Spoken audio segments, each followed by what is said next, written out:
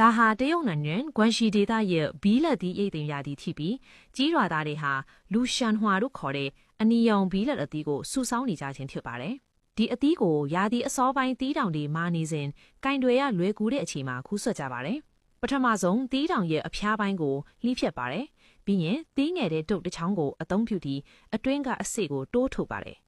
ဒီအသီးကိုတီးတောင်အပြည့်အဝမပွင့်ခင်မှာခူးဆွတ်လိရှိပြီး၎င်းရဲ့ပုံတံဟာမကြာခဏအနီရောင်ပန်းပွင့်လေးနဲ့တူပါတယ်။ဒီအသီးဟာဒေသတွင်ရိုးရာအစားအစာတစ်ခုဖြစ်ပါဝင်နေခဲ့ပါတယ်။အသီးကိုတကြားနဲ့နယ်ပြီးနောက်ရက်အနှဲငယ်ကြာအချင်းပေါက်အောင်ခါပါတယ်။ဒီလိုလုပ်ခြင်းအပြင်အသီးရဲ့တဘာဝရည်ကိုဖြည်းဖြည်းချင်းစီးထွက်စေပါတယ်။ဒီအချိန်အတွင်းအသီးဖတ်တွေပြုတ်ပြောင်းလာပြီးချိုမြင်မှုကိုစုယူကအတင်မျက်နှာပြင်ကလည်းတွန့်ချောက်လာပါတယ်။အလုံးစုံကောင်းစွာခြောက်သွားတဲ့ဘီလက်သီးတွေဟာအရသာရှိပြီးစီးကက်ကက်ဖြစ်ကစားလို့ကောင်းပါတယ်။ဒါကြောင့်လည်း၎င်းတို့ကိုလူချိတ်မြရခြင်းဖြစ်ပါတယ်။အိမ်မှာစမ်းလုပ်ကြည့်ဖို့မမေ့နဲ့နော်။